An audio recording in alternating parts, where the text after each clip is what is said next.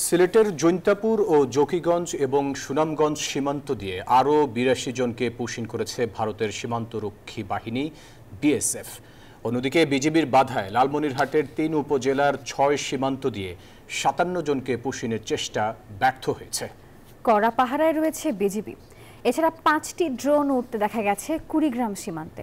প্রতিনিধিদের পাঠানো তথ্য ছবি নিয়ে ডেস্ক রিপোর্টে বিস্তারিত। দেশের বিভিন্ন সীমান্ত দিয়ে বিএসএফ এর পুশিন চলছেই। মঙ্গলবার রাত ও বুধবার সকালে সিলেটের জৈন্তাপুর ও জকিগঞ্জ সীমান্ত দিয়ে আরো ৬৪ জনকে পুশিন করেছে বিএসএফ। বিজিবি জানায় জৈন্তাপুরের মোকামপুঞ্জি সীমান্ত দিয়ে ৩২ জন এবং মিনাটিল সীমান্তে পুশিন করা হয় ২০ জনকে।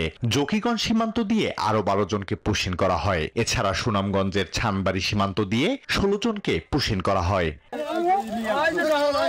এদিকে লালমনিরহাটের ৩ উপজেলার ৬টি সীমান্ত দিয়ে ৫৭ জনকে পুশিনের চেষ্টা করেছে বিএসএফ। তবে বিজিবি ও স্থানীয়দের বাধায় তা ব্যর্থ হয়। বাংলাদেশের লোক টের পাওয়া আর কি ভেতরে ঢুকাইতে পারে নাই, তারপরেও একটা লোক ঢুকছে নাকি ধরছে, আসতেছে, ওটাকে নিয়ে আসতেছে। আমাদের বাংলাদেশ বিএসএফ ভাইদেরকে খবর দেওয়া হয়, তারা এসে তাদেরকে আবার ইন্ডিয়া নিয়ে আসে আর কি। তাদের পরিচয় নিশ্চিত করা হচ্ছে এবং পরিচয় নিশ্চিত করো তো আমরা যথাযথ ব্যবস্থা গ্রহণ করছি।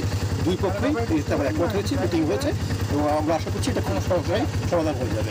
সীমান্তে পুশিন ঠেকাতে বিজিবির পাশাপাশি স্থানীয় গ্রামবাসীরাও অবস্থান নেন। এই ঘটনায় বিএসএফকে পতাকা বৈঠকের আহ্বান জানিয়েছে বিজিবি। এদিকে কুড়িগ্রামের রৌমারী ও উলিপুর সীমান্তে ৫টি ড্রোন উঠতে দেখা গেছে।